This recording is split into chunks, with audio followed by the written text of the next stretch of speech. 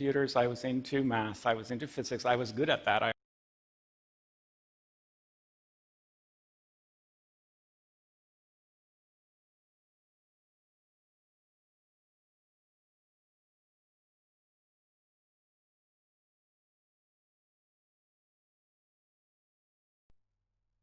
안녕하세요.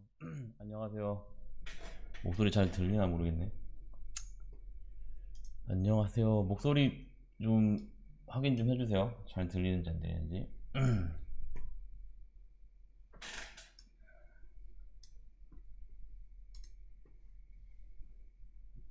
작거나 너무 크거나 그러진 않죠.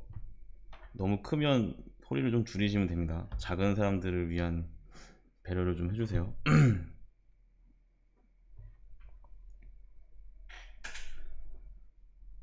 이 분반은 아마 유튜브 이거 처음 하는 건가?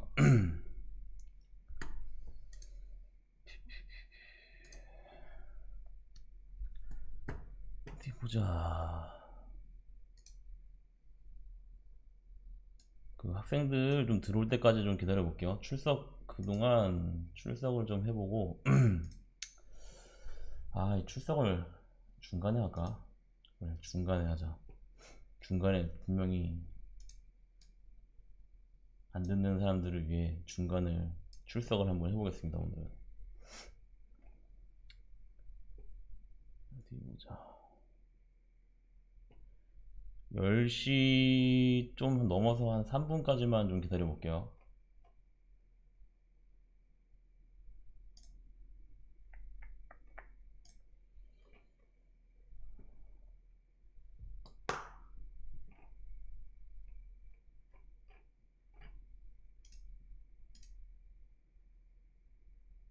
이게,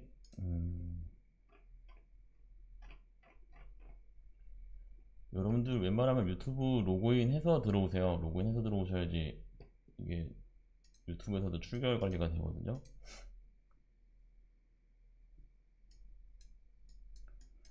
다음 주에 또 이걸로 할지는 모르겠는데,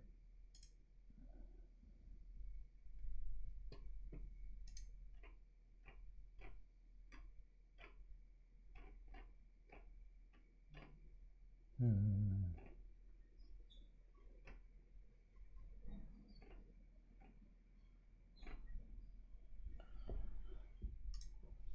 오늘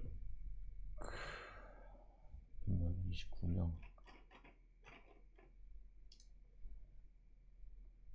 출석은 좀 이따가 부르겠습니다. 다 안 와서 사람들이. 오늘은 저번 주에 얘기했던 내용을 좀 더 자세히 좀 들여다보는 시간인데, 음, 좀 역사를 좀 배울 거예요. 그러니까 오픈소스 역사라고 할 수도 있고, 아니면 이제 컴퓨터 소프트웨어의 역사라고도 볼 수 있거든요. 그럼 컴퓨터 소프트웨어의 역사라고 하는 게 좀 맞을 거예요. 그래서 컴퓨터 소프트웨어 역사가 어떻게 발전을 해왔고, 그 다음에 그 오픈 소스라는 게 언제쯤 그게 나온 거고, 왜 좀 오픈 소스가 나오게 됐고, 어떤 식으로 발전을 해왔는지, 그런 거에 대해서 그냥 간단하게 배울 거거든요. 그래서 오늘 그 배우는 내용이 뭐 어떻게 보면 오픈소스 여러분들 실습하는데 크게 중요하진 않습니다. 중요하지 않은데 그래도 이제 약간 교양 같은 느낌으로 좀 역사를 좀 아는 느낌으로 해서 좀 들어주셨으면 좋겠고, 그냥 한 번쯤 듣고 그냥 넘기셔도 되는 그런 내용이 이야기들이거든요. 이야기들이니까 요거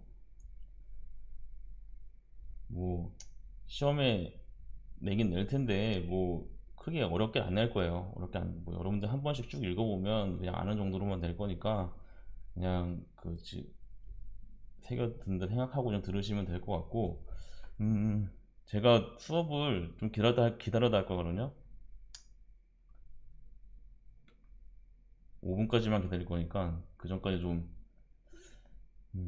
얘기를 좀, 혹시 1주차 질문 혹시 있으세요? 1주차 관련돼서 뭐 숙제가 이상하다거나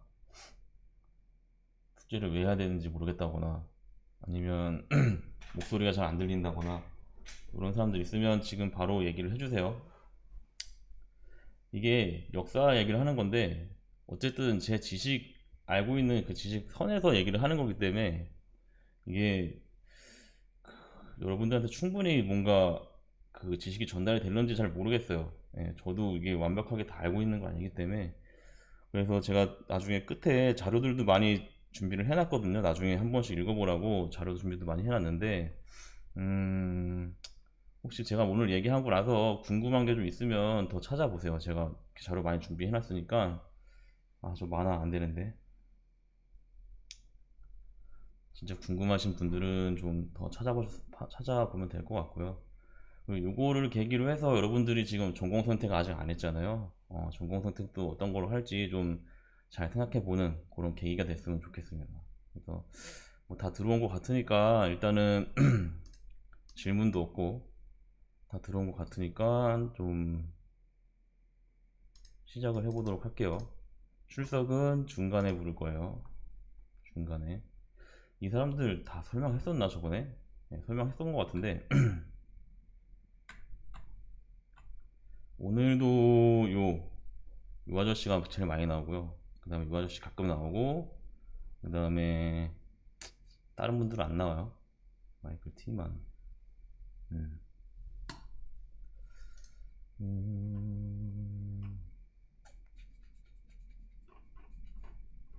참 어려운, 어떻게 보면 되게 어려운 강의거든요. 이게 역사를 좀 알아야 되는 강의라서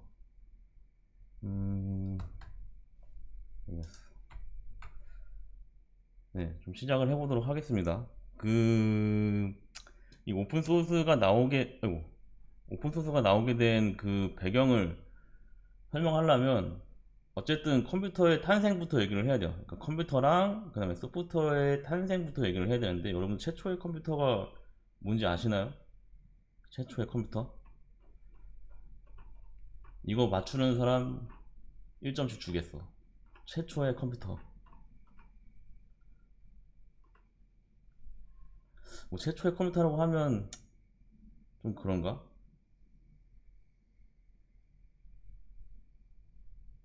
음, 맞아요. 애니악입니다.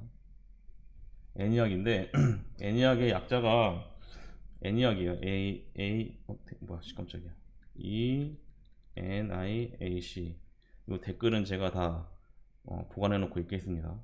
이거 근데 애니악이 무슨 약자냐면 일렉트로닉, 그 다음에 뉴메리컬, 그 다음에 인티그레이터 앤 컴퓨터예요. 그러니까 수학적 연산을 하는 그런 최초의 컴퓨터, 그러니까 수학적 연산, 그러니까 계산기죠. 예. 계산기 역할을 하는 기계적인 그 물건을 최초로 만든 그 사람이 뭐더라? 에커드랑 모클리라는 사람이 이 애니악을 만들었어요. 왜 만들었냐면 수학 연산을 하려고 최초로 만든 게 애니악이 되겠고 이게 아마 최초의 컴퓨터가 아닐까 생각을 하는데 그 전에 아마 앨런 튜링이라는 분을 아시는지 모르겠네. 이 사람이 만든 컴퓨터도 있죠. 그래서 애니악이 최초의 컴퓨터라고 하기에는 좀 그런 건 있는데 어쨌든 이 영화 보신 적 혹시 있으세요? 영화 뭐더라 이거? 앨런 튜링 나오는 영화 있는데 뭐지? 기억이 안 나네. 이미테이션 게임. 이미테이션. 네, 이거 안 보신 분들은 한 번씩 보세요. 이거 재밌거든요. 이게 아마 이 앨런 툰이라는 이 사람이 컴퓨터를 만든 그런 과정들을 좀 나오는 그런 영화인데 안 보신 분들은 한 번씩 보세요. 이게 굉장히 재밌는 영화거든요. 컴퓨터 역사에 대해서 좀 알 수 있고 그래서 좀 추천을 드리는 영화고 아무튼 이 애니악이 처음 나왔을 때 이게 거의 기계였어요. 시스템이었고 뭐야 여기 애니악으로 써 있었네. 모든 프로그램은 다 기계어로 코딩을 해야 됐어요. 기계어라는 게 뭐냐면 여러분들 기계어가 뭔지 아시는지 모르겠는데 기계어는 01, 01, 1111 뭐 이런 식으로 이진수로 되어 있는 숫자의 조합이에요. 그러니까 기계 이런 애니악부터 시작해서 지금 현대 컴퓨터들 있죠. 현대 컴퓨터들도 요 기계어로밖에 기계어로 연산을 하고 요거로밖에 인식을 못해요. 예, 그래서 초창기에 애니악, 그러니까 초창기 애니악을 만들었을 때만 해도 사람이 기계한테 이 0101 기계로 기계어로 얘기를 해줘야지만 컴퓨터가 그거에 대해서 어떤 역할을 수행하는 그런 그 최초 그런 컴퓨터였거든요.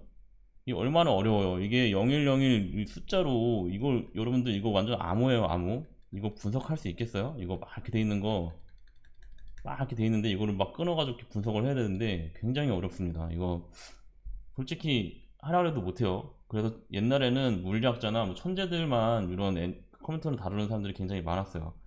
그래서 이게 너무 짜증나다 보니까 너무 짜증나는 거예요. 이거 진짜 짜증나죠, 이거? 어떻게 해요, 이거 가지고? 그래서 요 그레이스 호퍼라는 분이 나오기 시작하거든요. 이런 그 이때 당시만 해도 약간 이 전산 컴퓨터 쪽에서 그 컴퓨터 쪽 그 전산을 다 수기를 이렇게 기계로 입력을 해야 되고 이런 단순한 작업을 해야 되기 때문에 이런 일을 하신 분들이 굉장히 많았고 특히 그레이스 호퍼 같은 분들은 그 학교가 어디더라? 버클리였나? 이런 전산학과에서 굉장히 유명하신 분 중에 하나거든요. 그래서 이 그레이스 호퍼가 이 컴퓨터를 다루다 보니까 너무 싫은 거예요. 이 기계어로 숫자로 하려는 어차피 머리는 좋으신 분이긴 하지만 너무 하기가 싫은 거예요. 그래서 이거를 어떻게 하면 좀 우리가 편하게 컴퓨터한테 뭔가 명령을 내릴 수 있을까 하다가 만든 게 이 코볼이라는 언어를 만든 거거든요. 이게 거의 최초 뭐 어셈블러랑 그 같이 거의 최초의 그 프로그래밍 언어라고 보시면 돼요. 그러니까 인간이 알아볼 수 있는 그런 언어 중에 하나가 코볼이고 이 코볼을 최초로 만든 사람이 이 그레이스 호퍼라는 분이고 그 전까지는 이제 뭐 어셈블러라는 것도 있었는데 이것도 굉장히 기계어랑 비슷하거든요. 뭐 애드 01 뭐 로드 뭐 X88 막 이런 식으로 해가지고 그냥 이런 식으로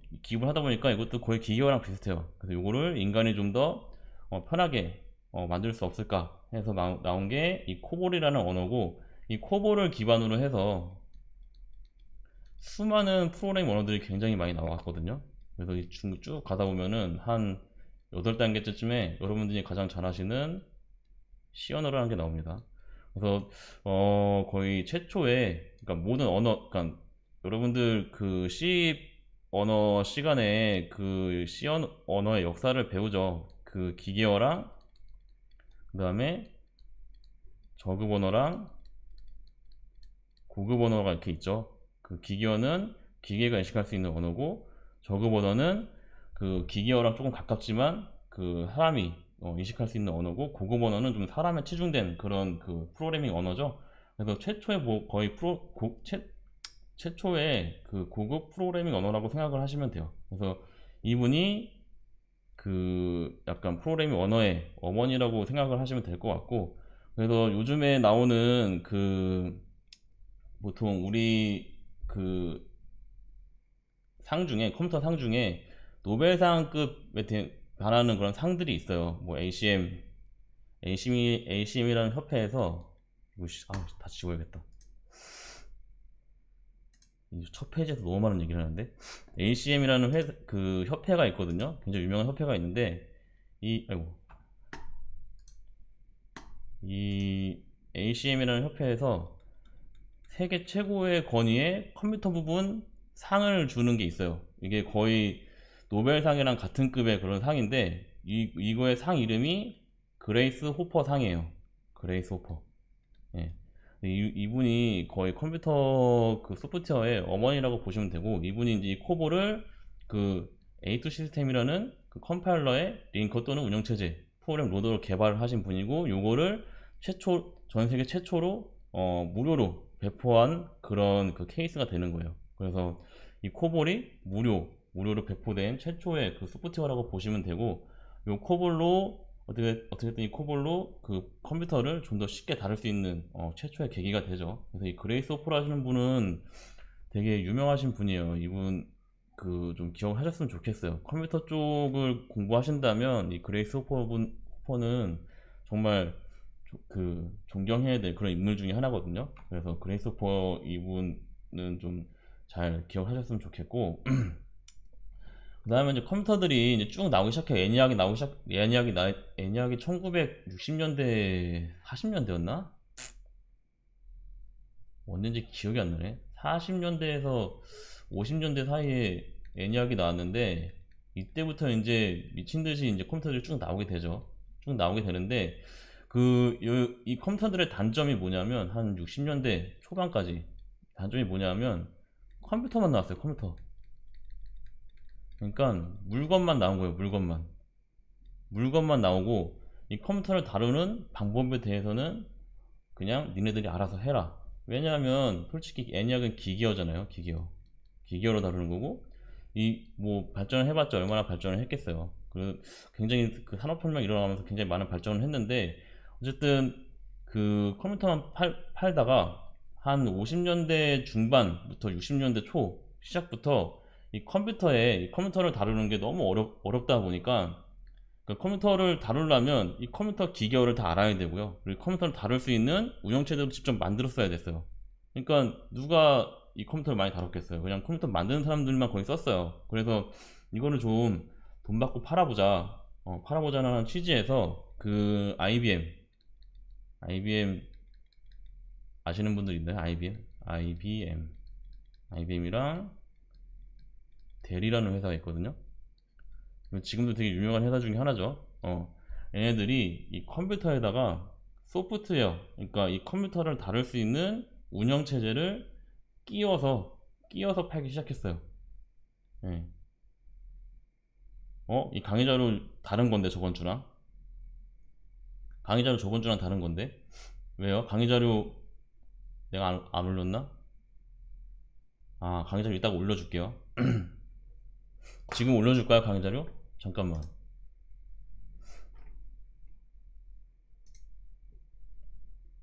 내가 맨날 강의자료 올리는 거 깜빡하네.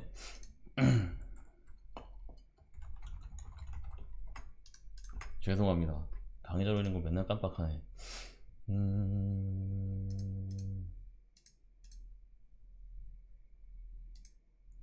이거 PDF로 올리는 게 낫겠죠, 여러분들? 잠깐만.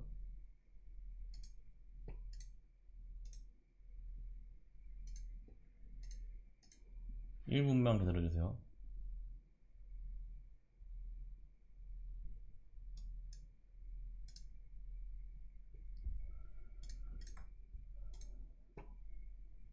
죄송합니다. 강의자료 안 올렸네. 네, 올렸으니까 한번 확인해보세요.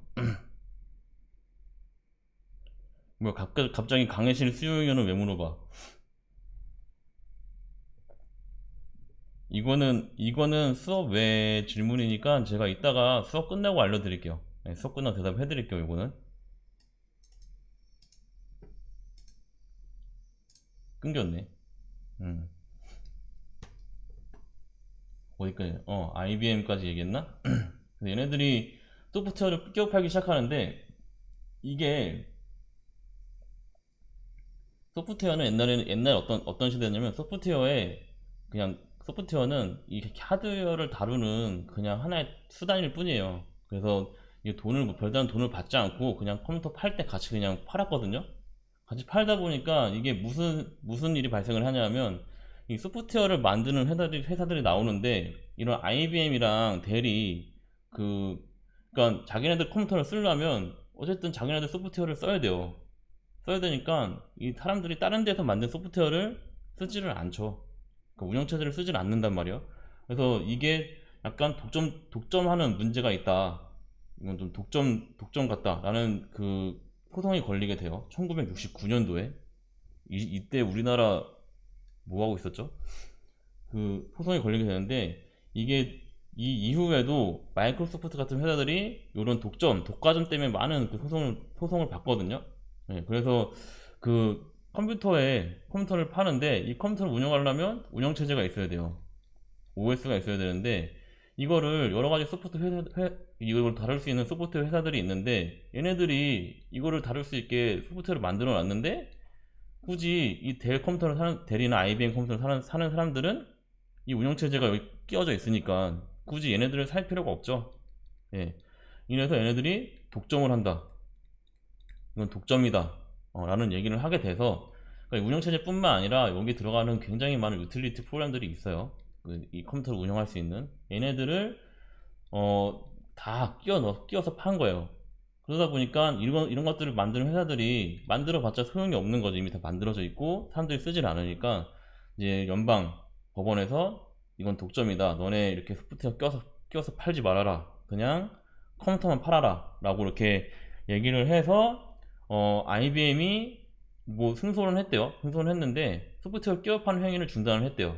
대신에 두 가지로 구분을 해서 이제 시스템 컨트롤 프로그래밍, 진짜 이 컴퓨터를 가동하는데 꼭 필요한 그런 시스템 소프트웨어는 공짜로 배포를 하지만 나머지 소프트웨어들은 이제 돈을 받고 판매를 하기 시작하죠. 그러면서 다른 외부에 있는 프로그램들이 이제 좀 더 그 돈을 사람들이 사용을 할 수 있는 그런 계기가 됩니다. 그래서 요 1969년도에 이 소프트웨어를 이제 돈을 받고 팔아야 된다라는 그런 인식이 조금씩 생기게 된 거고요. 그리고 결정적으로 어떤 그게 나왔냐면 이제 빌 게이츠라는 요 아저씨가, 이 아저씨 되게 유명한 아저씨죠. 이 아저씨가 옛날에 그 베이직이라는 그 소프트웨어 그 프로그램을 만들고 그 다음에 MS 도스라는 걸 또 만들어요. 만들고 또 이런 걸 이제 만들어서 파는데 사람들이 얘네들을 돈 받고 그러니까 돈 주고 사는 게 아니라 그냥 불법으로 그냥 다 받아서 쓰는 거예요. 그러니까 내가 소프트웨어를 이렇게 하나 만들었으면 사람들이 이걸 돈을 받고 사야 되는데 그래야지 내가 돈이 남잖아요. 근데 이거를 돈을 내고 안 사고 얘네를 그냥 어둠의 경로로, 옛날에는 그냥 요만한 그냥 플로피 디스켓으로 이게 나왔기 때문에, 그리고 얘네들을 뭐 복사 방지하고 그런 수단이 없었어요. 그렇기 때문에 얘네들을 그냥 복사해서 쓰면 됐거든요. 굳이 돈 주고 살 필요 없이 친구가 사면 친구 거 이렇게 복사해서 쓰면 됐었어요. 예. 불과 1990년도까지만 해도 이렇게 그냥 친구가 산 거를 복사해서 쓰면 그냥 잘 돌아갔어요. 그래서 이 빌 게이츠가 화가 난 거죠. 이제 나는 돈을 받고 팔아야 되는데 이렇게 하면은 우리는 살아남을 길이 없다.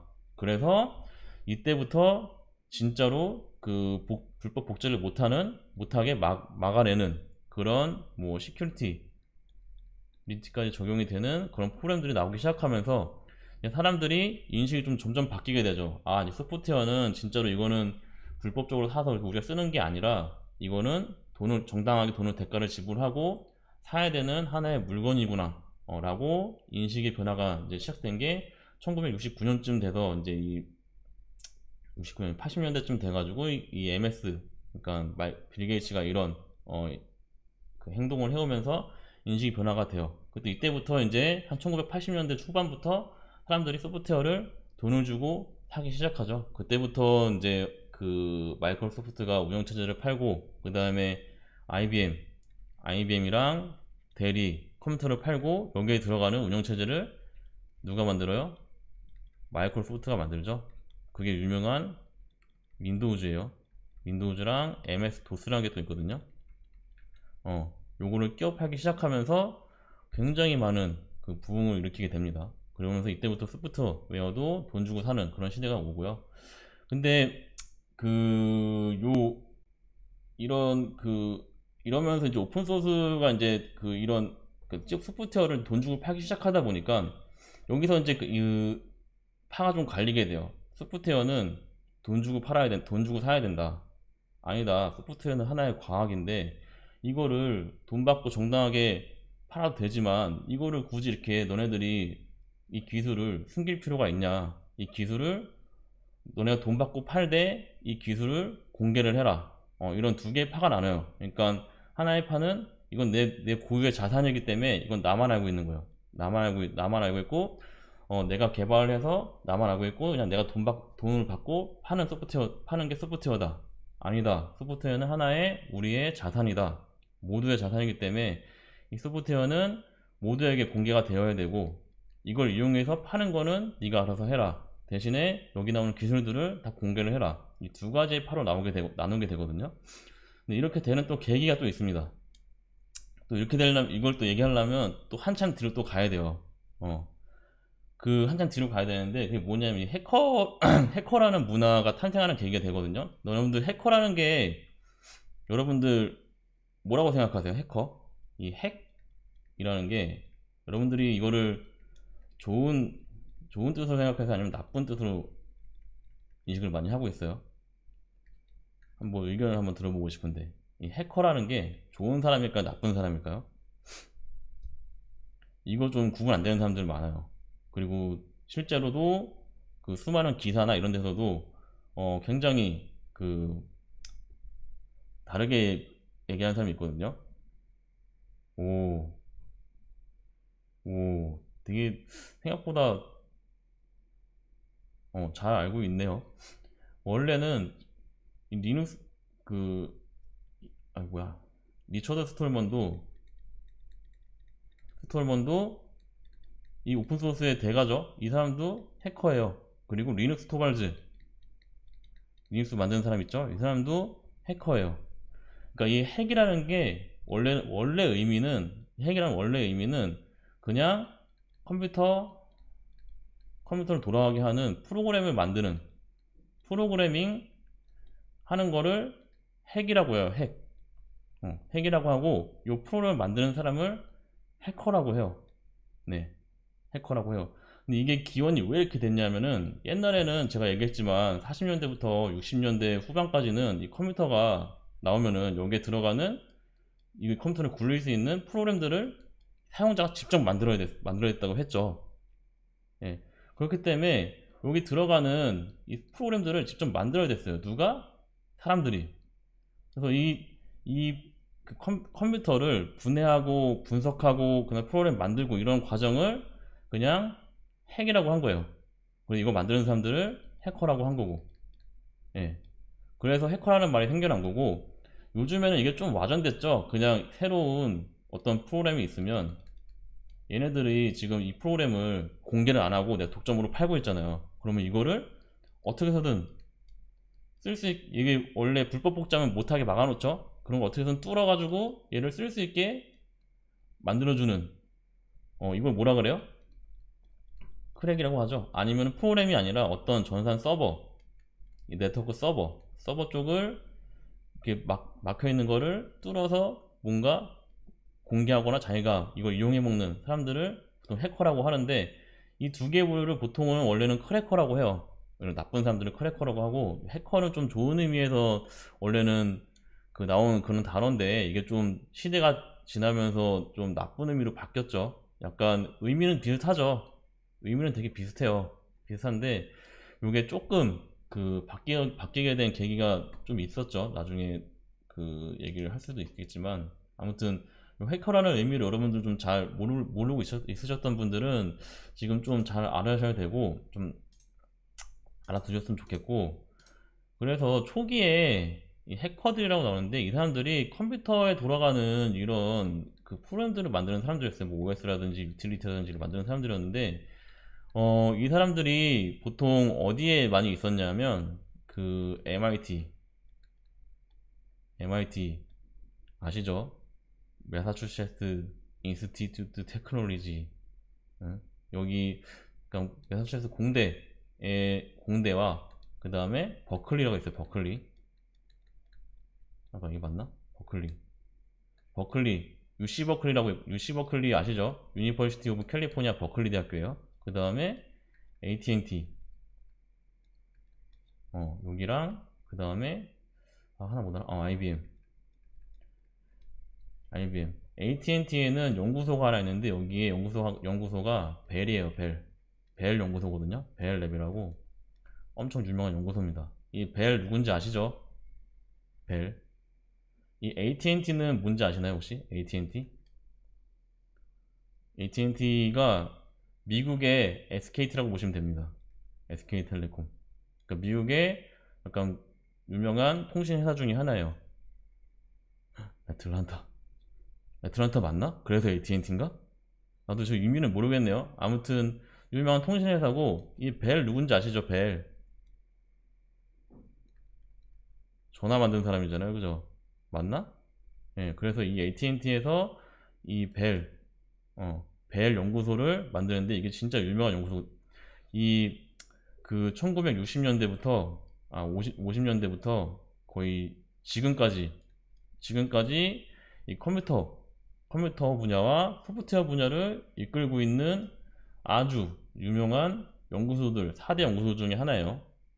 지금은 뭐 칼텍도 있고 되게 많은데 아주 유명한 연구소죠. 여기 4개에서 이 컴퓨터를 만들고, 그 다음에 여기 들어가는 이런 운영체제나 프로그램들을 개발을 굉장히 많이 했습니다. 근데 이 최초로 그러니까 개발을 많이 했고요. 여기 들어가는 이제 연구소 유명한 게 이제 MIT 같은 경우에는 AI 랩이라고 있어요. AI 랩. AI가 뭐죠?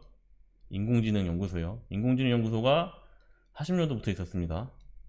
80년도면 우리나라 막 일제강점기 이때잖아요. 이때부터 지금 인공지능이라는 거를 개발하고 있었어요. 예. 그래서 AI 랩에서 굉장히 활발하게 연구가 진행이 됐고, 이 인공지능 연구뿐만 아니라 이 컴퓨터에 들어가는 이 프로그램들 연구를 많이 진행했고요. 여기에 리처드 스톨먼이 참여해서, 리처드 스톨먼은 원래 버클리 대학교 학생이에요. 버클리 학생인데 이 MIT에서 이 사람이 너무 뛰어나다 보니까, 버클리 대학교 물리학과 출신이거든요. 너무 잘하다 보니까 여기 랩으로 데리고 온 거예요. 그러니까 다른 학교인데도 불구하고 그 다른 학교에 있는 학생을 자기네 연구실로 데리고 온 거죠. 여기서 이제 리처드 스톨먼이 여러 사람들과 인공지능 분야랑 컴퓨터 시스템, 요 프로그램 분야에 대해서 굉장히 많은 연구를 하고 성과도 굉장히 많이 냈습니다. 이때 당시에 또 60년도에 요 모든 학교랑 기관들을 이렇게 연결해주는 아르파넷이라는 게 나와요. 아르파가 요건가? 이게 세계 최초의 그 상용 그 인터넷 망이거든요. 그러니까 원래 군사에서 많이 쓰다가 이 군사랑 정부랑 학교를 이어주는 이런 네트워크를 하나 만들어놔요. 예, 그래서 네트워크를 만들면서 굉장히 시스템, 운영체제에 대한 이런 컴퓨터 시스템에 대한 소프트웨어 연구가 굉장히 많이 일어나고, 그거를 이제 주름잡던 그런 연구소들이 요 4개예요, 4개. 4개에서 이제 해서 최초의 운영체제부터 시작해가지고, 최초 운영체제부터 시작해가지고, 최초는 아니구나. 시분화 운영체제부터 시작해가지고, 쭉 현재 우리가 쓰고 있는 OS X나 뭐, 윈도우즈나 리눅스에 발판이 되는 그런 운영체제랑, 그 다음에 뭐, 컴파일러, 그 다음에 뭐, 링커, 이런 유틸리티들을 쭉 만들어 온 그런 사람들입니다. 예, 이런 사람들이 그런 프로그램들의 시초가 되는 거고, 이분들이 이제 이렇게 쭉 만들다가 그 MIT에서 이제 ITS라는 운영체제를 하나 만들어요. ITS. 이게 뭐냐면 이제 시분할 운영체제거든요. 시분할. 그러니까 옛날에는 컴퓨터가 어떻게 됐냐면은 그냥 컴퓨터가 이렇게 프로세서 팩이 있으면은 한 명이 이 컴퓨터를 독점해서 썼어야 됐어요. 그러니까 여기 뭐 CPU라고 있으면은 이 CPU를 나만 독점해서 쓸 수 있지, 다른 사람들이 내가 쓰고 있는 중에 들어올 수가 없었거든요. 근데 이 ITS가 뭐냐면 이 CPU의 자원을 시간에 따라서 분할을 한 거예요. 그래서 처음 0, 1, 2, 3, 4, 5초가 있으면 처음 0초부터 1초까지는 나, 1초부터 2초까지는 뭐 사람 2, 2초부터 3초까지는 사람 3, 그 다음에 다시 3초부터 4초는 나, 이런 식으로 그 자원을 시간대로 쪼개서 여러 명이 동시에 컴퓨터 하나를 사용할 수 있도록 만들어준 그런 그 OS를 만들었거든요. 그게 이제 ITS라는 그런 OS인데, 이게 지금까지 여러분들이 쓰고 있는 모든 운영체제가 이 방법을 따라서 지금 하고 있어요. 이 방법 따라서 지금 만들어지고 있고 지금 돌아가고 있고, 여러분들 쓰는 아이폰, iOS, 여러분들 쓰는 윈도우즈 아니면 안드로이드 다 이 방법을 따라서 하고 있거든요. 이거 만든 사람이 요 MIT 다니던 이 사람을 포함해서 이걸 만들기 시작했고, 그 다음에 이와 동시에 이 AT&T라는 회사에서 벨 연구소에서 유닉스라는 걸 만듭니다. 유닉스라는 걸 만드는데, 이게 이 ITS까지만 해도 그 컴퓨터가 알아볼 수 있는 언어죠. 어셈블리어나 요런 것도 코볼 요런 것들로만 이제 만들어진 운영체제였어요. 근데 이게 솔직히 일반인들이 쓰기는 쉽지가 않거든요. 그러니까 전문가들은 뭐 금방금방 만들어서 쓸 수 있지만 일반인들이 이거를 쓸 수는 없었어요. 그래서 이 벨 연구소에서 한번 그 발상을 좀 전환을 해서 요거를 운영체제랑 요 프로그램들을 좀 일반인들도 쓸 수 있게 한번 만들어 보자. 이거 우리만 쓰면은 너무 발전이 안 되는 것 같다. 그래서 일반인들 쓸 수 있게 만들어 보자 해가지고 그 운영체제가 돌아가는 모든 걸 다 숨기고 그냥 쓸 수만 있게, 지금 우리가 지금 그 윈도우즈 쓰는 것처럼 그 다룰 수만 있게 만드는 그런 운영체제를 한번 만들어 보자 해서 나온 게 이 유닉스라는 거고요. 이거를 좀 더 그 사람한테 접근하기 쉽게 만들어 보자 해서 그 사람 누구더라? 이거는 기억이 안 나. 찾아봐야겠는데. 이 되게 유명한 사람이거든요. 이 사람은 얘기를 해줘야 돼요. 잠깐만. 죄송합니다. 제가 이름이 기억 안 나서 이 사람 얘기해줘야 되는데.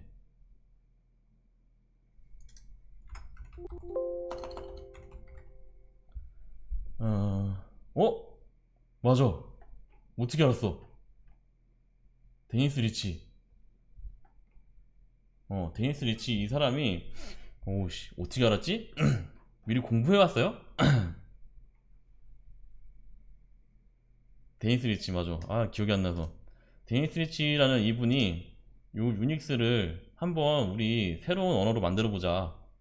만들어보자 해서 진짜 사람이랑 좀 더 가깝게 만들어준 언어를 일단 만들어요. 그게 뭐냐면 C 언어예요. C 언어를 데니스 리치라는 분이 C 언어를 만들고 이 유닉스를 C언어로 만들었습니다. 유닉스를 C언어로 만들어요. 그래서 이 유닉스 안에 들어가는 프로그램들을 C언어로 만들 수가 있고요. 유닉스 자체도 C언어로 만들어지고 여기 들어가는 그 모든 그 프로그램들을 C언어로 만들 수 있고요. 여기에 그 들어가는 뭐 처리 방식도 뭐 시문할 방식의 뭐 파일 처리 이런 것도 쭉 들어가서 아마 이 유닉스가 여러분들이 쓰고 있는 OS에 좀 근간이 되지 않나 이런 생각이 들거든요. 그러니까 모든 그 OS들은 이 유닉스 기반으로 돌아가요. 그러니까 유닉스의 그 아버지는 이 ITS라고 보시면 되고, 요거를 이제 여러분들이 현재 쓰고 있는 OS로 바꿔준 게 이 유닉스라는 거고, 유닉스는 세계 최초로 만들어진 C언어로 만들어진 OS라고 생각을 하시면 됩니다. 그래서 이 OS를 만들어서 이 유닉스를 만들어서 요 C로 만들게 되죠. 이러면서 굉장히 많은 연구하는 사람들이 이제 이 컴퓨터를 다 쉽게 다룰 수 있고 좀 개발을 쉽게 할 수 있게 돼요. 그렇게 된 계기는 물론 이렇게 인터넷이 많이 보급이 되고 기관들끼리 연결이 되고 서로 정보를 공유함으로써 이제 이런 그 상황이 오게 되고, 근데 유닉스가 문제가 있습니다. 문제가 있는데 유닉스가 여기서부터 이제 리처드 스톨먼이 나오게 된 계기가 되는데, 유닉스가 돈을 받고 그러니까 MIT에서 MIT가 있고 그 다음에 AT&T 유닉스가 있고, 그러니까 MIT는 ITS가 있고요. 여기는 유닉스가 있어요. 근데 이거를 얘네들을 이제 파가 갈리는 거예요. 얘를 돈을 받고 팔자. 안 된다. 얘네는 모든 사람들한테 공개를 해서 모든 사람들이 쓰게 하고, 이거를 그러니까 이걸 하나의 계속 얘기하지만 소프트웨어는 하나의 그 과학 분야 중에 하나다. 이거는 사람들이 모두 알 권리가 있고 모든 사람들한테 공개를 해서 요거를 이용해서 사람들이 좀 더 소프트웨어 발전을 이끌어나갈 수 있도록 도와줘야 된다. 그래서 오픈소스 8로 이렇게 나눠지게 돼요. 특히 MIT에서 되게 심했거든요. 이 중요한 사람들이 있긴 한데, 그래서 어쨌든 이렇게 돼가지고 파가 갈려진 게 된 거예요. 그래서 유닉스는 상용 운영체제로 가게 되고요. 그 다음에 이때 그 리처드 스톨먼이 나는 이 세계랑 이제 선을 긋고 나만의 세상을 갈 거다라고 해서 아마 70년대, 60년대인가 70년대인가 아는 사람 좀 알려주세요. 제가 잘 기억이 안 나거든요. 80년대 초인가? 70년대쯤에 70년대 후반쯤에 이 리처드 스톨먼이 뛰쳐나오게 됩니다. 뛰쳐나오면서 나는 소프트웨어의 독립을 위해서 운동을 시작할 거다 해서 이제 자유 소프트웨어 연합을 만들게 됩니다. 그래서 여기는 리처드 스톨먼이 이런 얘기를 하죠. 이런 리처드 스톨먼에 대해서 이런 얘기를 해요. 리처드 스톨먼을 빼놓고는 오픈소스와 자유 소프트웨어 운동의 역사를 논할 수 없을 것이다. 얘가 없었더라면 자유 소프트웨어를 글을 만들어내야 됐을 것이다 라는 그 얘기까지 할 정도로 이 사람이 오픈소스에 대해서 자기를 헌신하면서, 그러니까 이 사람 능력이 엄청난 사람이거든요. 솔직히 여기 이 파로 갔으면 굉장히 성공한 기업가가 될 수 있었을 거예요. 근데 이거를 포기하고 이렇게 오픈소스를 수정하고 오픈소스에 대해서 운동을 하기 시작하는 그런 그 가장 유명한 사람이 됐거든요. 그 가장 중요한 사람이 됐고, 그래서 상도 많이 받았습니다. 이 사람이 없었으면 지금 우리가 이렇게 편하게, 나중에 좀 써보시면 알겠지만, 지금 이 오픈소스라는 그 개념 자체가 있었기 때문에 오픈소스 라이브러리도 굉장히 많고요. 그 다음에 이것 때문에 여러분들이 프로그램을 진짜 정말 쉽게 할 수 있는 그런 계기가 되거든요. 예전에는 어떤 프로그램을 만들려면 여기에 들어가는 어떤 차를 만든다고 생각을 해보세요. 붕붕카를 만들면 여기 들어가는 엔진도 만들어야 되고요, 바퀴도 만들어야 되고, 미션도 만들어야 되고, 창문도 만들어야 되고, 껍데기도 만들어야 되고, 굉장히 많은 이런 부수적인 부품들을 많이 만들어내야 되죠. 그래서 어떻게 해야 돼요? 얘네들 하나하나 일일이 다 만들어야 돼요. 왜냐하면 이거를 만드는 기업이나 사람들은 있지만 얘네들을 공개를 하지 않으면 쓸 수가 없죠. 근데 이런 오픈소스라는 그런 그 운동이 커지면서 지금 현재는 오픈소스를 굉장히 많이 사용할 수 있거든요. 오픈소스를 빼면 소프트웨어를 개발을 할 수가 없습니다, 지금 현재는. 그래서 이런 각각의 부품들을 이미 다 만들어져 있고 얘네들이 다 검증이 된 상태인 거예요. 그러니까 많은 사람들이 이용을 하고 있고, 그래서 얘네들을 그냥 가져다 쓰면 돼요. 가져다가 쓰고, 내가 만들고 싶은 그냥 나는 그냥 그랜저를 만들고 싶다 그러면은 요거 이용해서 그냥 그랜저만 만들면 땡입니다. 그러니까 개발 기간이 원래는 3년, 4년 걸리던 게 6개월 만에 끝나고, 요런 그 장점이 있거든요. 이렇게 계기를 만들어준 게 이 리처드 스톨만이라는 분이고요. 그래서 요 시기에 이렇게 갈라지게 된 거예요. 그래서 유닉스는 상용 소프트웨어로 가고, 리처드 스톨먼은 왜 유닉스를 돈 주고 사냐, 돈 주고 사지 말아라 해서, 여기 이 사람이 이렇게 얘기를 해요. 그 소프트웨어는 모두가 공유해야 공유 자산이다.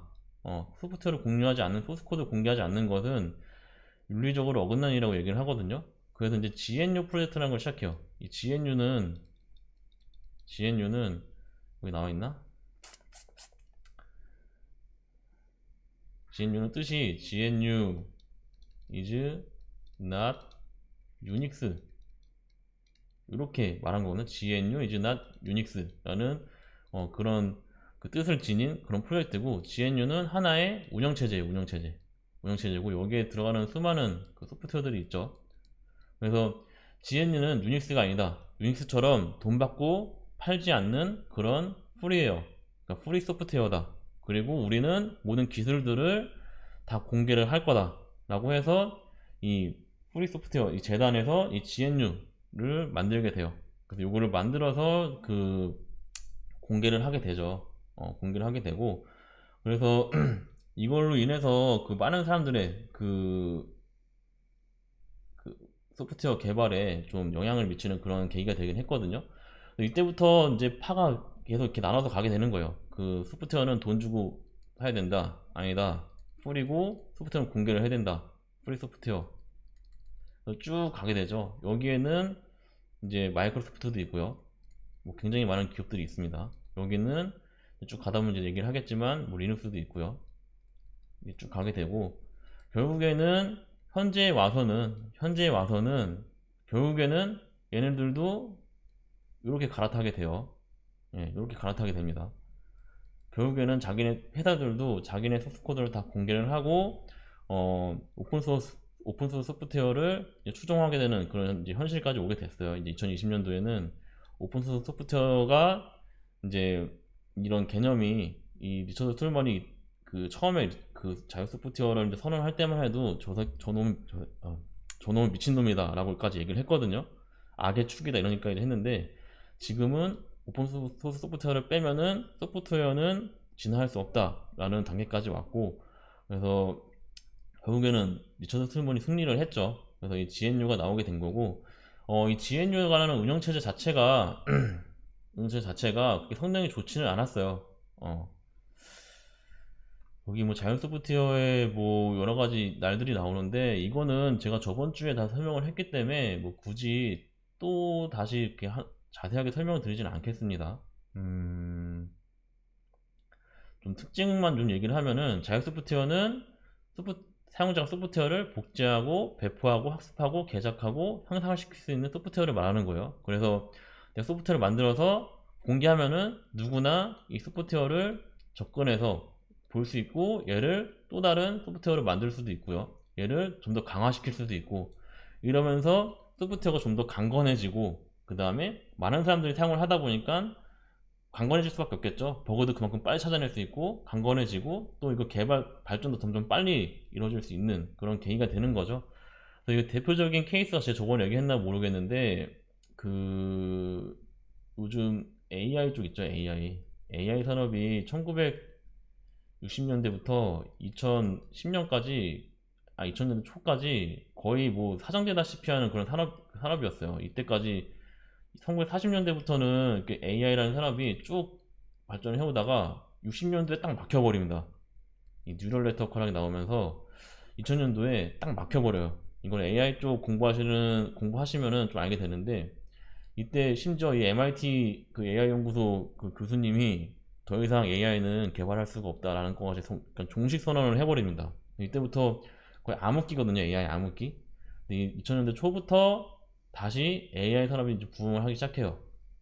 그때 캐나다 어떤 교수가 뭐 새로운 방법을 백프로파게이션이라는 방법을 만들어내면서 AI가 다시 부흥을 하게 되는데 이 AI가 보면은 기술이 AI는 지금 그 개발 자체를 거의 전적으로 오픈소스로 많이 하고 있거든요. 그래서 2010년대 초반만 해도 AI 기술이 이렇게 갔었어요. 이렇게 가다가 갑자기 20년이죠. 한 10년쯤부터 이게 수직 상승을 하게 됩니다. 기술력이 이만큼 쭉 올라가게 돼요.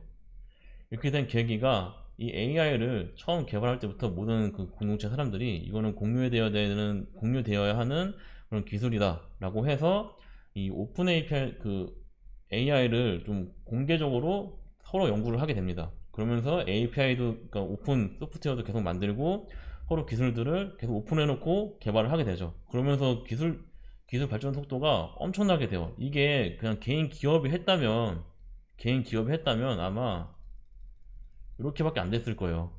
근데 이거를 오픈소스로 공개하고 모든 그 기술들을 공개하고 서로 같이 개발을 하다 보니까 굉장히 많은 발전이 됐고 지금 여러분들 한번 찾아보세요. GPT-3라는 요 오픈 A라는 그 협회에서 만든 그 GTP3라는 자연어 처리 그 인공지능 갑자기 생각나요. 모델이 있거든요. 그래서 요거 한번 찾아보세요. 이거 지금 한 6월쯤에 공개를 했는데 굉장히 대단한 인공지능 그 모델입니다. 한번 찾아보시면 될 것 같고 이거 특히 유튜브 같은 거 보면 여러분들 좀 겁날 수도 있어요. 걔네들 좀 오버해서 얘기 많이 하잖아요.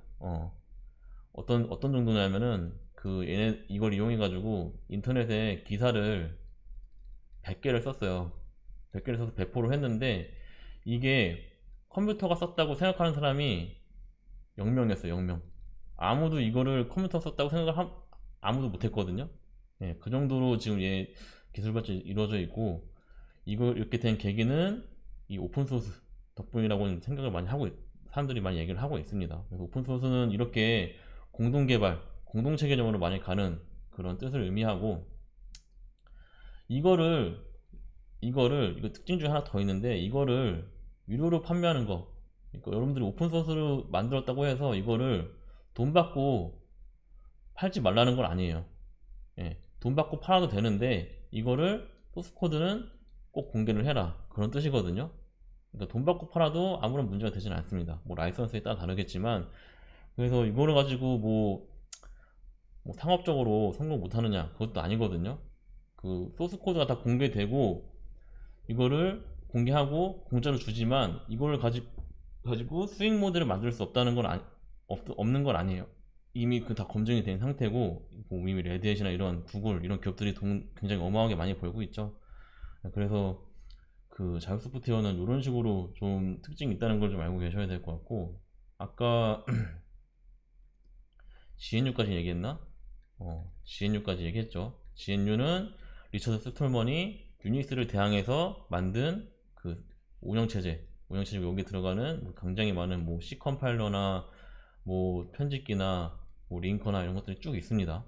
여기만은 이제 공짜 GNU C 컴파일러를 만드는 사람이 이 앞에 설명한 이 사람이고요. 여기서 마이클 티마이어는 분이 이 GNU 프로젝트에서 C 컴파일러를 무료로 배포한 그런 사람이고, 이 GNU C 컴파일러를 보통 GCC라고 합니다. GCC는 아마 리눅스 쓰시는 분들은, 써보셨던 분들은, 그러니까 리눅스에서 C 프로그램을 하신 분들은 이걸 100%다 썼을 거예요. 100%. 네.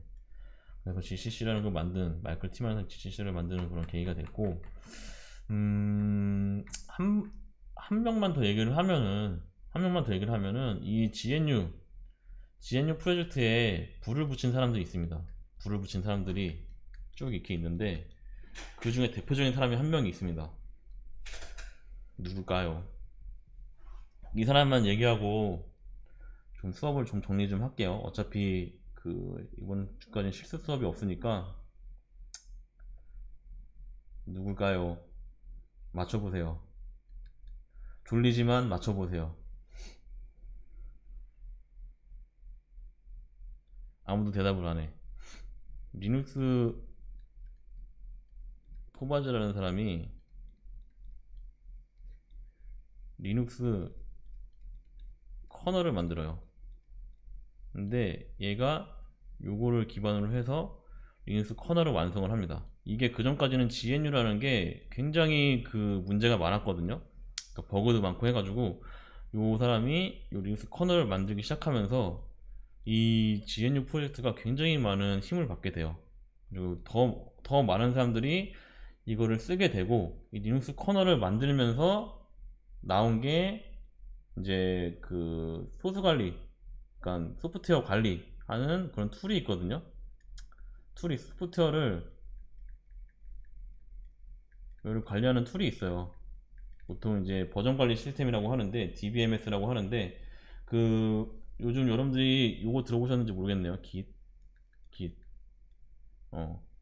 요거를 리눅스 프로젝트를 하면서, 이제는 너무 많은 사람들이 이 프로젝트를 관리를 하다 보니까, 막 수십만 명의 사람들이 관리를 하거든요. 참여를 해서 이 프로젝트를 만들다 보니까 이 관리하기가 쉽지가 않은 거예요. 옛날에는 진짜 진짜 이거 프로그램들 소스 코드가 수천 개 되는데, 이 수천 개를 하나하나 다 배치로 만들어서 딱 버전 만들고, 이거를 이제 사람들이 만들어 다 수합해가지고 얘는 합치고 머지하고 하는 과정들이 굉장히 복잡했거든요.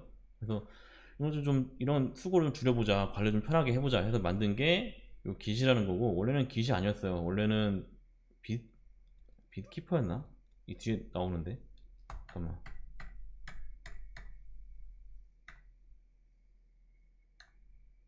빗키퍼 맞네요.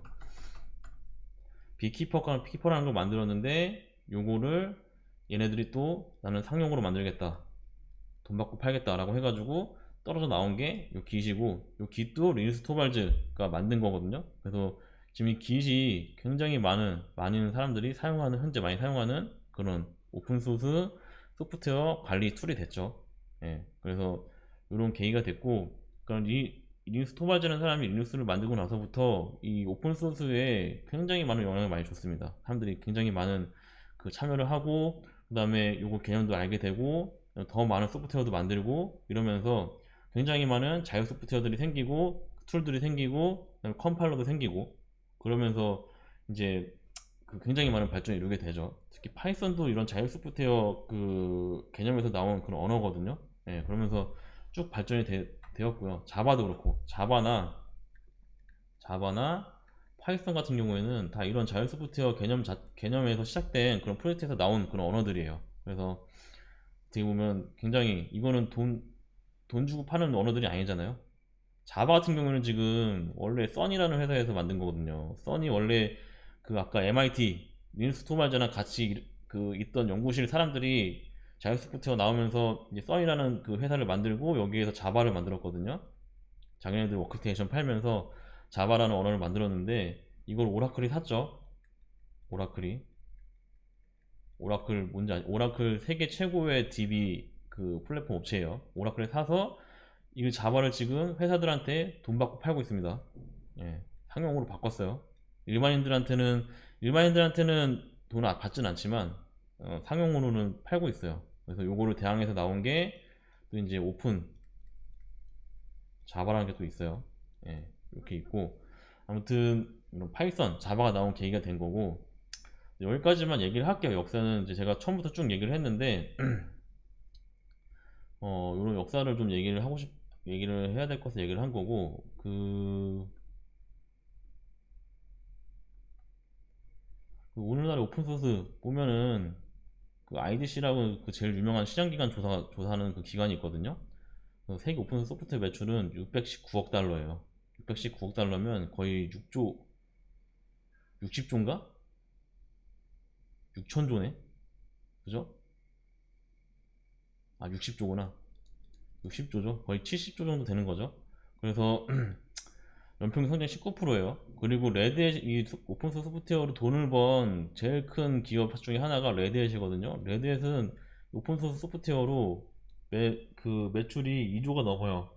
예, 그러니까 이런 식으로 오픈소스로 해서 소스를 공개한다고 해서 옛날에는 소스를 공개하면은 우리 기술이 다 털리는 거기 때문에 돈을 벌 수 없다라는 이런 그 개념들이 굉장히 많았거든요. 근데 지금은 완전 뒤바뀌었죠. 뒤바뀌어서 지금은 마이크로소프트도 자기네 소스 코드를 다 공개를 하고 있습니다. 지금 점점 다 이런 공개를 하는 추세고 이미 이런 걸 오픈소스로 개발한 수많은 업체들이 있죠. 저번에 설명드렸지만 뭐 구글도 있고요.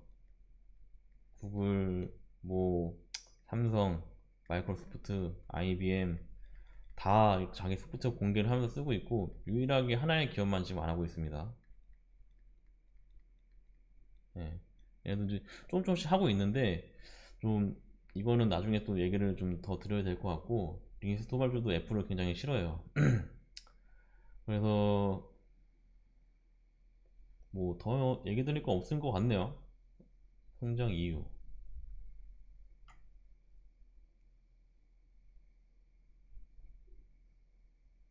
음,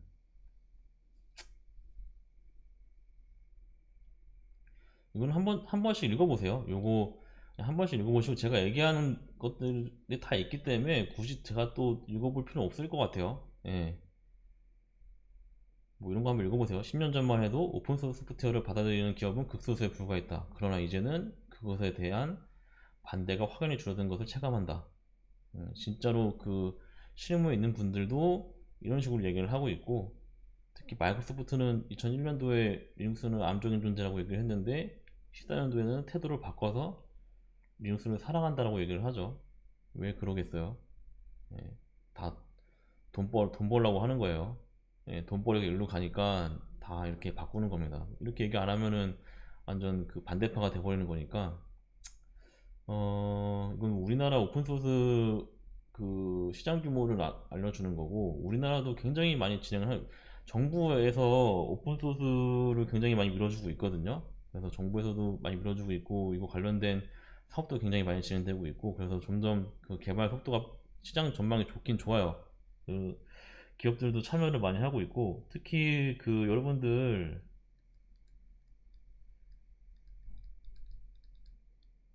요거 아세요? 당근마켓? 캐럿. 얘네들이 그 큐, 갑자기 생각나냐?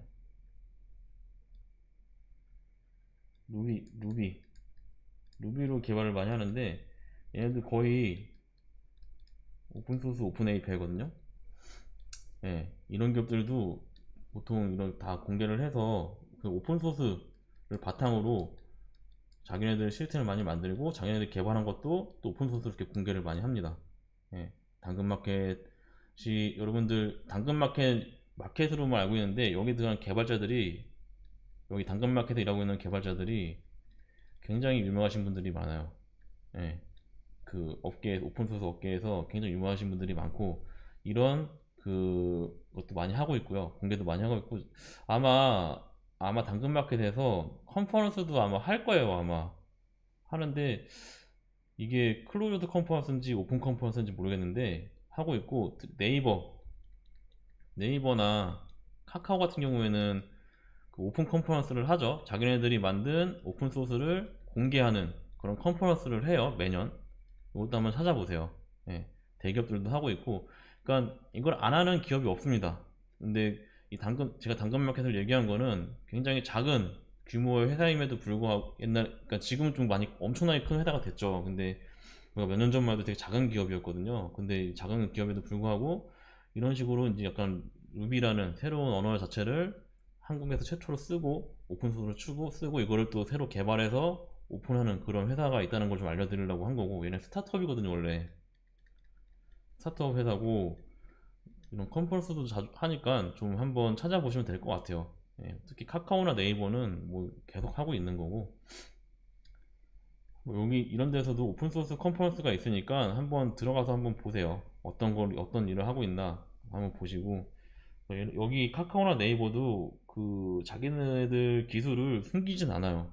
다 공개를 하거든요. 그렇기 때문에 들어가서 보셨으면 좋겠고, 이런 스타트업도 이런 걸 하고 있다라는 걸 좀 알려주려고 한 거고, 당근마켓이 성공할 수밖에 없- 그러니까 그 아이디어도 굉장히 좋았지만 여기 참여한 이런 분들도 약간 좀 이런 오픈소스 쪽에서 유명한 분들이거든요. 그래서 저는 좀 존경하는 그런 그 회사이기도 한데 한번 찾아보세요. 네, 찾아보시면 좋을 것 같고, 그리고 특히 네이버나 카카오가 굉장히 많이 공개를 많이 하고 있으니까 여기 정보도 굉장히 많습니다. 네, 여기 들어가셔서 한 번씩 보시면 될 것 같고, 음,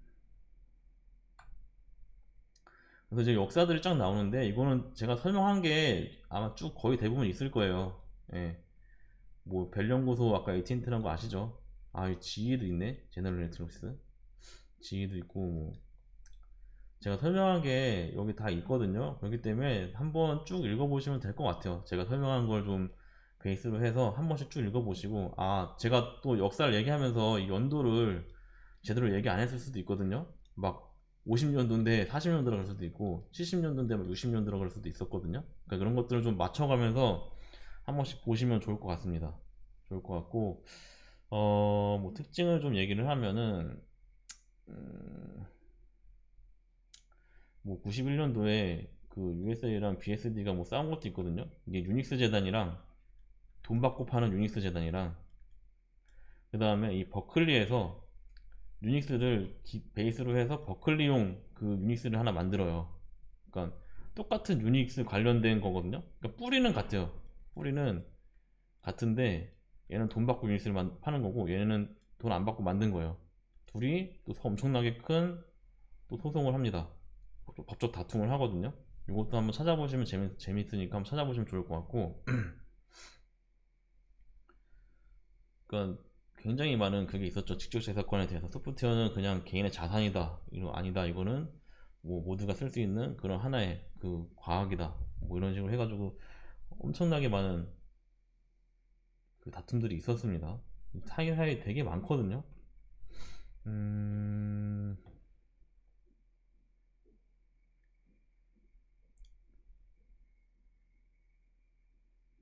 2005년, 요거 2005년도에 이제 빅키퍼라는 게 이제 그 아까 설명드렸다시피 소프트웨어를 관리하는 툴이에요. 소프트웨어 소스 관리하는 툴이거든요. 이거는 이제 저희가 한 5주차, 6주차 때 배울 거예요. 그때 배울 거고, 요거 비키퍼를 이제 인스톨 개발하다가 얘네가 우리는 상용으로 나가겠다 해가지고 이제 최종 라이선스 제고한 다음에 린스토발즈가 깃을 만든 거예요. 깃을 만들어서 지금 가장 많이 쓰고 있는 그 버전 관리 시스템이 되겠죠. 깃이 거의 뭐 버전 관리 시스템 하면 깃을 써야 된다는 걸 정립을 하고 있습니다. 요즘에는 깃 아니면 뭐 안 된다라는 것도 많고, 굉장히 대단하신 분입니다. 이분 천재들이에요. 저희는 범접할 수 없는 그런 다 인물들이고, 뭐 그 다음에 쭉 해서 안드로이드도 얘도 리눅스 베이스입니다. 리눅스 베이스로 만든 게, 리눅스를 좀 인베디드에 최적화해서 만든 게 안드로이드가 되겠고, 굉장히 많이 발전이 되어 왔죠. 이런 역사들을 제가 얘기한 거 바탕으로 한번 쭉 보시고요. 이거 관련된 자료도 굉장히 많으니까 한번 읽어보세요. 읽어보시고, 2주차 과제가 있는데 이 두 개 있거든요. 원래 만화였었어요. 만화였는데 이 만화가 잘렸어요. 이 만화가 그 사이트가 들어가지가 않더라고요. 그래서 제가 급하게 찾아서 요 두 개 글을 한번 제가 올려놨거든요. 이게 제가 그 다시 한번 역사를 공부하면서 좀 찾은 그 사이트 중에 여러 사이트 중에 두 개를 좀 제가 그 찾아서 여러분들 공유를 해드리는 건데, 정리를 굉장히 잘 해놨더라고요 여기서. 그래서 저도 이거 참조를 좀 했는데, 요거 한 번씩 읽어보시고 요거를 해보세요. 예, 요거 다 읽어보시면 내용이 나오고요. 그리고 솔직히 제가 지금 얘기한 거만 들어도 다 답을 할 수 있긴 하거든요. 아직 잘 모르시겠으면 요거 한 번씩 다 읽어보시고 요거 과제를 해주시면 됩니다. 과제는 그냥 F 용지 한 장 정도만 해보세요. 너무 많이 쓰지 마시고 그냥 간단하게, 한 장도 너무 많다 그러면 반장도 상관없습니다. 반장도 상관없어요. 그래서 그냥 과제 제출하시면 되고, 이거를 하는 이유는 그냥 공부하라고 하는 겁니다. 공부하시라고.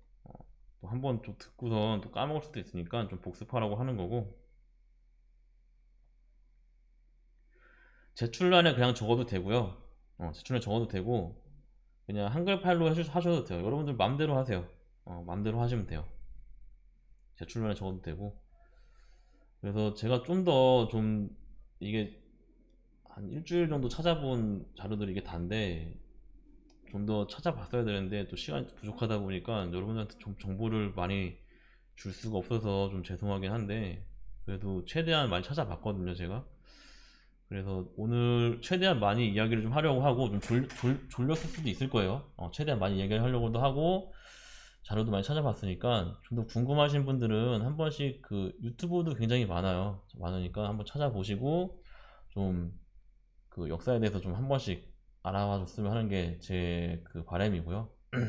컴퓨터 소프트웨어 쪽을 나오면 이런 소프트웨어 역사는 좀 알아야 되잖아요. 그 역사를 좀 알아야 되는 좀 계기가 됐으면 좋겠습니다. 1시간 정도 했는데, 혹시 질문 있으면 질문을 좀 해주세요. 그리고 출석도 해야 되니까 나가지 마시고, 질문 있으면 질문 해주세요. 그리고 출석도 지금 할 거니까, 어디 갔어? 출석. 스마트 출석으로 할게요. 출석 다 해주세요. 747이고요 인증번호. 출석 어떻게 하는지 다 아시죠? 강의 지원 시스템 들어가서 출석 누른 다음에 이거 인증번호 쓰시면 됩니다. 질문도 좀 해주세요. 질문 있으신 분들은 질문을 해주시면 좋을 것 같아요. 잠깐만. 그리고 여기 이렇게 그 대답해주신 분들은 제가 다 적어놓고 점수에 좀 소태도 점수에 좀 반영을 할게요 제가.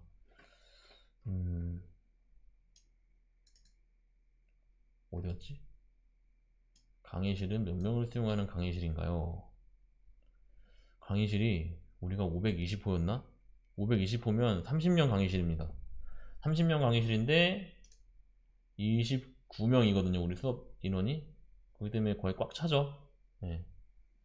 대신에 그 수업 각각 자리에다가 그 뭐야 가드를 세워놨어요. 이렇게 투명 가드를 세워놔서 옆으로 침 안 튀기게 이렇게 만들어 놓긴 했거든요. 근데 이게 뭐 얼마나 도움이 될지는 잘 모르겠어요. 잘 모르겠지만 그렇게 좀 해놨으니까 어쨌든 자기 몸은 자기가 지켜야 되니까 좀 잘 뭐 방어복 입고 그런 방, 방어복 입고 오는 사람들은 없겠지. 아무튼 다음 주에 별다른 그 지시가 없으면 학교에서 지시가 없으면 대면 수업을 할 겁니다. 네, 대면 수업 할 거고 저도 참 불안하긴 해요. 여러분들 뭐 의심하는 건 아니고 서로 다 불안하죠. 이 요즘 같은 시기에 서로 다 불안한데 어쨌든 그렇게 하라고 하니까 최대한 조심해서 하는 수밖에 없습니다. 네, 그래서 그렇게 하면 될 것 같고 다음 주에는 별다른 얘기 없으면 비대면으로 진행을 할게요. 대면으로 진행을 하고 어, 그 대면 수업을 해도 제가 할 수 있으면 강의실에 이 시스템을 다 갖춰놨다고 하더라고요. 이 온라인 시스템 갖춰놨다고 하니까 녹화를 할 수 있으면 제가 녹화를 할게요. 녹화를 해서 수업 끝나고서도 여러분 들을 수 있게 한번 만들어 볼게요. 할 수 있으면 그렇게 한번 해볼 테니까 그럼 그렇게 하고 하겠다는 걸 알고 계시고 다음 주에는 학교에서 별다른 얘기 없으면 대면 수업입니다. 학교로 나오셔야 돼요. 우리 520호 맞죠? 520호.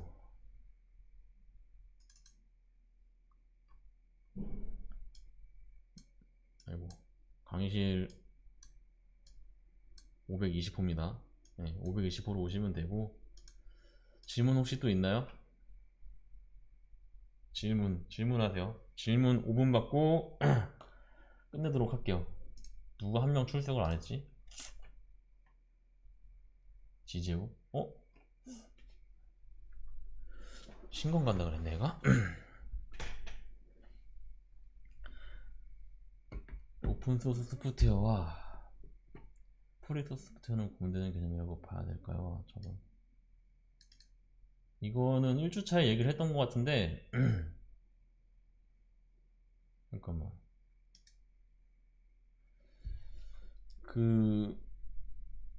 이거 그냥 간단하게 설명을 드릴게요. 소프트웨어가 아이고씨 프리웨어가 있고 그 다음에 오픈소스가 있습니다. 그 다음에 이제 상용 쉐어웨어가 있죠. 상용 있어요. 상용 돈 받고 파는 거 상용 얘네 둘이 특징이 비슷하고 얘가 따로 이렇게 있어요. 그래서 프리웨어는 보통 기업에서 만들어요. 프리웨어나 이 상용 소프트웨어는 기업에서 만들고 자기네가 소프트웨어를 만들면은 그 기술은 무조건 자기들이 이렇게 가지고 있습니다. 그리고 요거에 대한 기술 개발도 그 기업 안에서 다 하게 되고요. 그 다음에 뭐 버그 테스트 이런 것도 다 기업 안에서 하게 되고 그러니까 이걸 만약에 우리 어떤 프로그램을 만들면 카카오 같은 거죠. 카카오톡 같은 것도 그 공짜긴 하지만 여기에 있는 소스 코드를 공개를 하지 않았죠. 그러니까 이런 것들도 버그 테스트 다 개발한 사람들이 하고 뭐 망가진 게 있으면 고치는 거 다 여기 회사 사람들이 하고 그래서 뭐 많게는 뭐 200명 뭐 많게는 1000명 이런 사람들이 소프트웨어를 개발을 하는데 단지 프리웨어랑 쉐어웨어의 차이점은 얘는 돈 받고 파는 거고 얘는 무료라는 거예요. 대신에 이 코드는 꽁꽁 숨겨져 있습니다. 이 회사 사람들밖에 못하고 회사 사람들밖에 못 고치고 이 회사가 망하면 이 소프트웨어는 끝나는 거예요. 근데 오픈소스는 만드는 이 소스를 공개를 하는 거죠. 사람들한테 공개로 해서 같이 개발을 하는 거예요. 같이 버거 테스트를 하고 같이 개발을 하고 같이 발전시켜 나가는 이런 소스를 공개하는 오픈 소스잖아요. 오픈 소스 소프트웨어를 공개하는 소프트웨어라고 하고 얘를 뭐 돈을 받고 팔든 뭐 무료로 배포를 하든 너네 맘대로 하란 얘기예요. 이거는 대신에 이 소스는 공개를 해라. 이 만드는 이 소스는 소스 코드는 공개를 해라 라고 하는 게 이 오픈 소스의 핵심 개념이에요. 이게 이 두 개의 차이점이에요. 차이점 이해되셨죠? 또 질문 있나요 혹시? 질문.